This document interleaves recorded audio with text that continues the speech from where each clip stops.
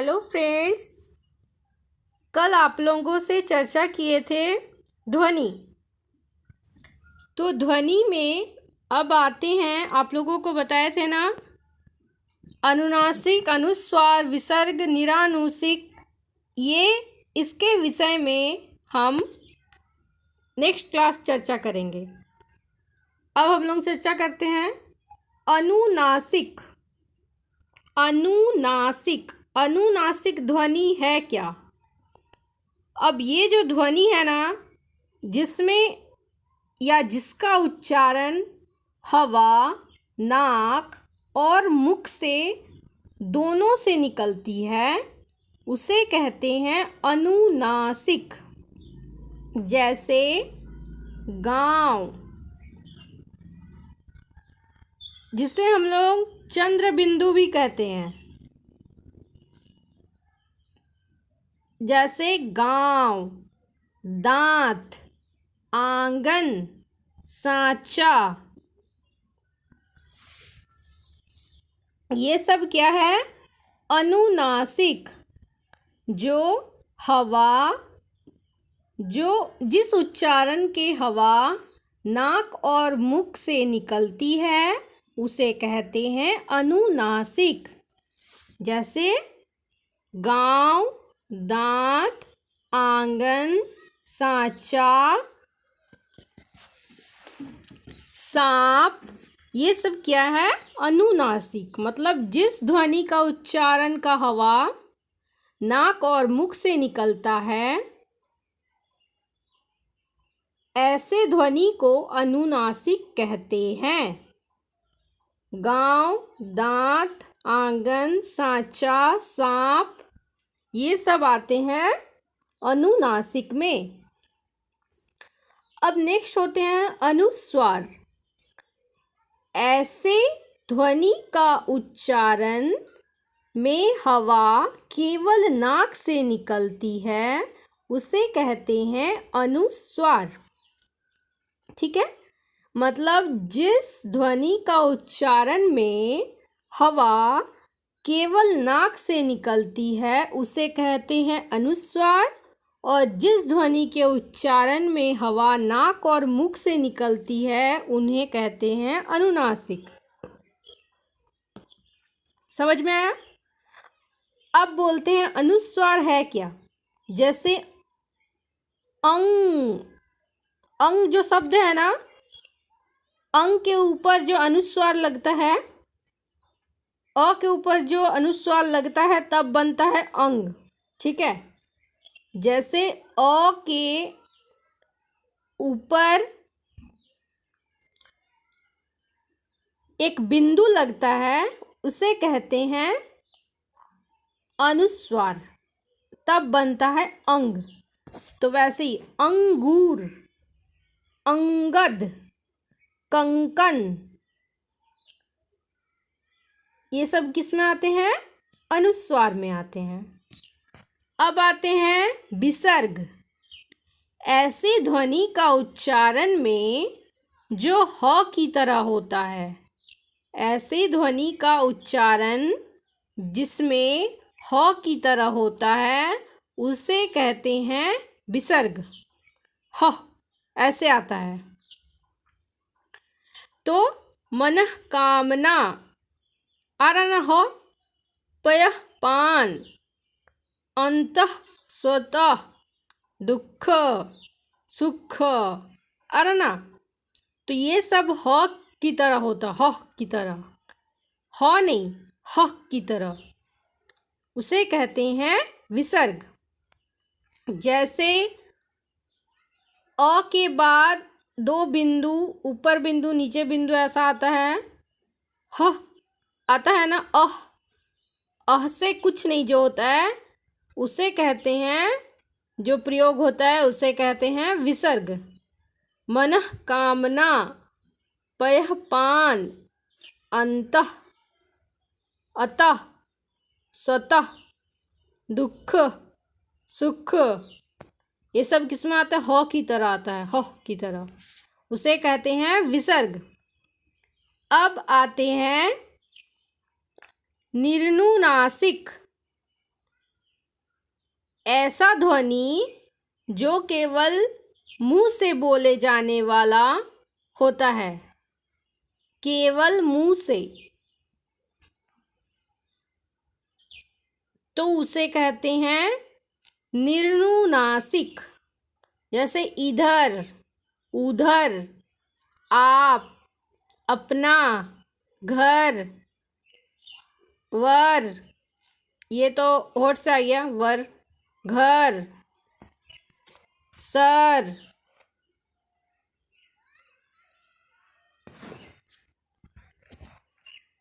ये होते हैं निर्नुनासिक। तो हम लोग समझे अनुनासिक किसे कहते हैं? जो उच्चारण में हवा नाक और मुख दोनों से निकलती है उसे कहते हैं अनुनासिक। ऐसी ध्वनि का उच्चारण जिसमें केवल हवा नाक से निकलती है उसे कहते हैं अनुस्वार। जिस ध्वनि के उच्चारण में ह की तरह मतलब होता है, प्रयोग होता है, उसे कहते हैं विसर्ग। और जिस ध्वनि के उच्चारण में केवल मुंह से बोले जाने वाले शब्द मतलब वर्ण होते हैं उसे कहते हैं निर्नुनासिक।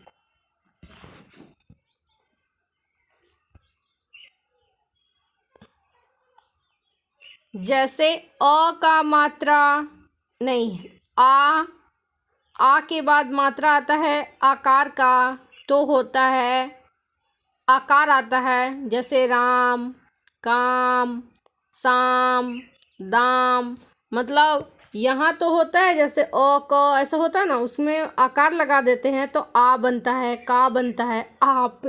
मतलब वो जो बोलते हैं जैसे कोई भी अक्षर बोलते हैं उसके बाद आ का बोलते हैं, आ का प्रयोग होता है। चाहे कोई भी शब्द हो, क के बाद भी आ का प्रयोग होगा, तब होगा काम, तब होगा का। जैसे सौ के बाद आ का प्रयोग होगा तब होगा सा, दो के बाद आ का प्रयोग होगा तब होगा दा। वैसे ही आ का प्रयोग होता है, आकार का प्रयोग होता है। जैसे राम, काम, दाम, साम, ये सब आते हैं शब्द प्रयोग में। अब उसी में आते हैं ई का प्रयोग। जैसे ई का प्रयोग होता है हर्षिकार का प्रयोग, है ना, उससे जैसे दिन,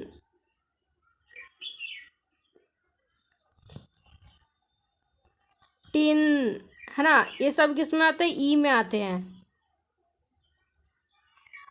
अब छोटी ई जो होते हैं, ईक वाला ई, उसमें आते हैं दीर्घिकार का प्रयोग। उसमें जैसे तीर, खीर, ऐसे आते हैं।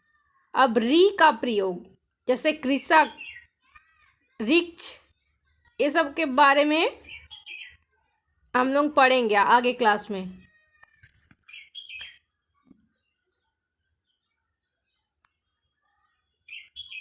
अंग बिंदु को कहते हैं अनुस्वार और अह बिंदु को विसर्ग कहते हैं।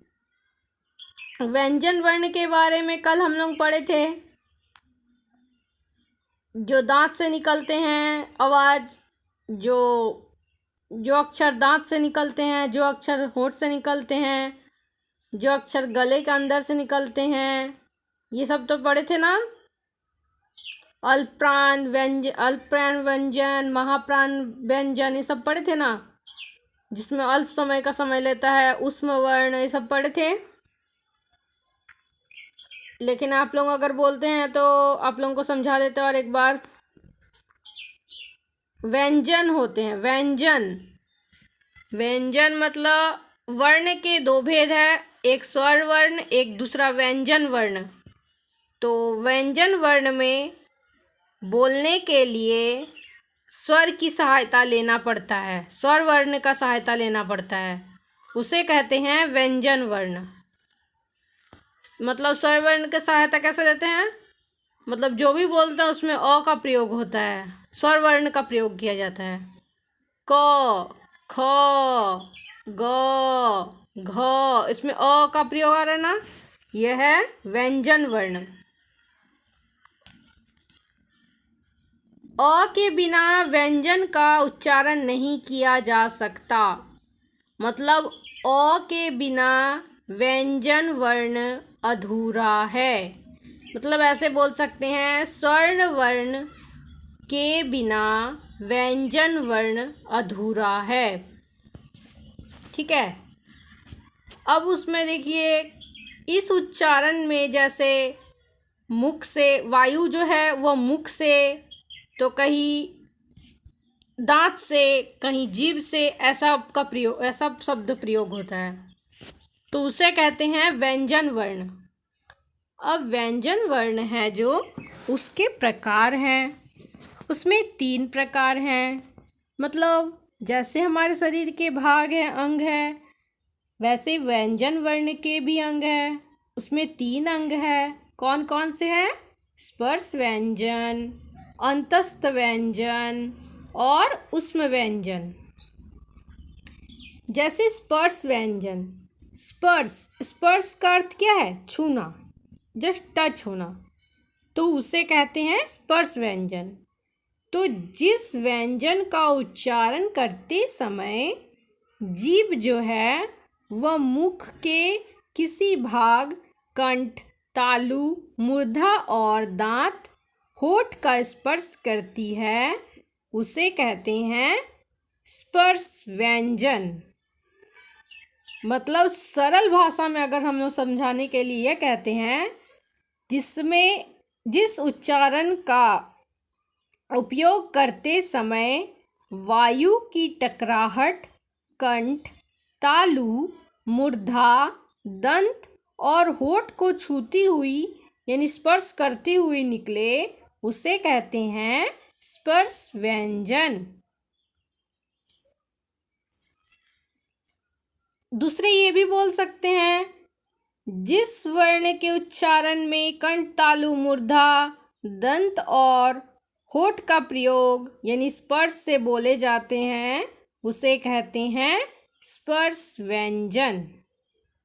व्यंजन जो होते हैं, व्यंजन वर्ण जो होते हैं, उसमें 25 प्रकार के व्यंजन वर्ण होते हैं। जैसे जो कंठ से बोला जाता है, कुछ तालु का स्पर्श से बोला जाता है, कुछ मूर्धा के स्पर्श से बोला जाता है, कुछ दंत के स्पर्श से बोला जाता है, कुछ होठों के स्पर्श से बोला जाता है। ये है स्पर्श व्यंजन। स्पर्श व्यंजन कितने प्रकार के होते हैं? 25 प्रकार के। जैसे क वर्ग, जिसमें कंठ का स्पर्श करते हैं, क, ख, ग, घ, अंग, ये समय कंठ का स्पर्श करते हैं। जिसमें तालु का स्पर्श करते हैं वह च वर्ग है। जैसे च, छ, ज, झ, य, जिसमें सिर्फ तालु का स्पर्श कर रहा है। जिसमें मूर्धा का स्पर्श करते हैं वह ट वर्ग है। ट, ठ, ड, ढ, ण, ये सब क्या है? मूर्धा के स्पर्श करते हैं, इसीलिए वह ट वर्ग के व्यंजन है, ट वर्ग के स्पर्श व्यंजन है, ऐसा समझिए। अब होते हैं कुछ दांतों को स्पर्श करते हैं, त वर्ग के, जैसे त, थ, द, ध, न। फिर कुछ होठ को स्पर्श करते हुए व्यंजन है, होठों स्पर्श करते हुए व्यंजन है, स्पर्श व्यंजन। जैसे प वर्ग, प, फ, ब, भ, म, सिर्फ होठों को स्पर्श कर रहे हैं। अब तो पहले समझे स्पर्श व्यंजन। अब दूसरे आते हैं अंतस्थ व्यंजन। अंतः, अंतः का मतलब क्या? अंदर। स्थ, स्थ मतलब स्थित, रहना, मतलब अंदर रहना, ऐसे समझिए। जो भीतर रहे उसे कहते हैं अंतस्थ व्यंजन। जो मध्य भाग या बीच में स्थित रहे उसे कहते हैं अंतस्थ व्यंजन। ये जो व्यंजन है अंतस्थ व्यंजन, इसमें जीभ मुख के किसी भाग को स्पर्श नहीं करती। जीभ जो है वह मुख के किसी भी भाग को स्पर्श नहीं करती है। जैसे य, र, ल, व, ये जो उच्चारण है जीभ तालु दांत और होठ के परस्पर सटने से होता है। मतलब इतना जल्दी सटता है कि आपको समझ में भी नहीं आता, है ना। जीभ तालु दांत और होठ को सटाने से जो व्यंजन वर्ण बनते हैं उसे कहते हैं अंतस्थ व्यंजन। और जिसमें कंठ तालु मूर्धा दंत और होठ को स्पर्श से बोलते हैं उसे कहते हैं स्पर्श व्यंजन। अब आते हैं उष्म व्यंजन। उष्म व्यंजन का अर्थ है, उष्म का क्या अर्थ है? गर्मी। व्यंजन, जो हम व्यंजन का प्रयोग कर रहे हैं, वर्ण। अब जिस वर्ण के उच्चारण के समय हवा मुख से विभिन्न भागों से टकराए और सांस में गर्मी पैदा करे उसे कहते हैं उष्म व्यंजन। मतलब जिन व्यंजनों का उच्चारण करते समय वायु किसी भी स्थान विशेष को घर्षण या रगड़ती है जिससे कि गर्मी पैदा होती है उसे कहते हैं स्पर्श उष्म व्यंजन। ठीक है। उष्म का क्या अर्थ है? गर्म। मतलब कोई भी मुख से रगड़ा कर जो उष्मा उत्पन्न होता है, गर्म उत्पन्न होता है, गर्मी, उसे कहते हैं उष्म व्यंजन या संघर्षी व्यंजन, जो घर्षण करते हैं, संघर्षी। जैसे तालिवस, दंत स, सलजम वाला स, षटकोण वाला स, समय वाला स और ह, ये 4 होते हैं। कौन कौन? सलजम वाला स, षटकोण वाला स, समय वाला स और ह।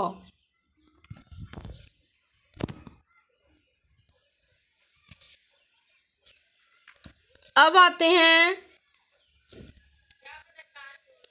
श्वास, मतलब श्वसन करना, उसके आधार पर वर्ण भेद। 2 प्रकार के वर्ण भेद है, एक अल्प प्राण, दूसरा महाप्राण। जिस वर्ण का उच्चारण करते समय कम समय का आकलन किया जाए, कम समय लगता है जिस ध्वनि को बोलते समय, उसे कहते हैं अल्प प्राण। और जिस ध्वनि का उपयोग करते समय बहुत समय का प्रयोग किया जाता है उसे कहते हैं महाप्राण। तो अल्प प्राण व्यंजन जो है वह वायु की सामान्य मात्रा रहती है जिसमें ध्वनि बहुत ही कम होती है, उसे कहते हैं अल्प प्राण। जैसे क, ग, अंग, ज, य, ट, ड, ण, त, द, न, प, ब, म। और अंतस्थ व्यंजन में आते हैं अल्प प्राण, ये आते हैं अंतस्थ व्यंजन में। अब दूसरे आते हैं महाप्राण व्यंजन में। जैसे जिस ध्वनि का उच्चारण करते समय अधिक समय का प्रयोग किया जा रहा है उसे कहते हैं महाप्राण। जैसे ख, घ, छ, झ, थ, ध, प, मतलब ज़्यादा समय लग रहा है ना, उसे कहते हैं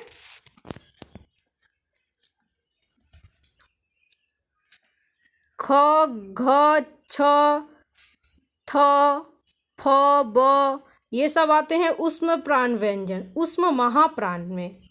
मतलब महाप्राण है लेकिन उष्म है, गर्मी है, जो रगड़ कर पैदा होता है।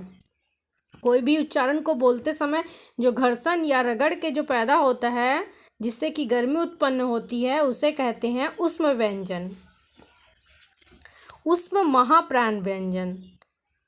अब आते हैं महाप्राण व्यंजन में, सिर्फ महाप्राण व्यंजन जो बोलते हैं उसमें आते हैं ह, मतलब ह के बाद अ का प्रयोग हो रहा है। ये सब क्या आते हैं? महाप्राण व्यंजन में।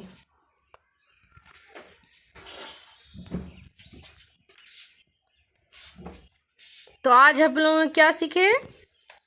व्यंजन वर्ण, वर्ण के कितने प्रकार है, इस बारे में हम लोग चर्चा किए। तो धन्यवाद। आप सबों को अगर हमारा वीडियो पसंद आए तो लाइक ज़रूर कीजिएगा।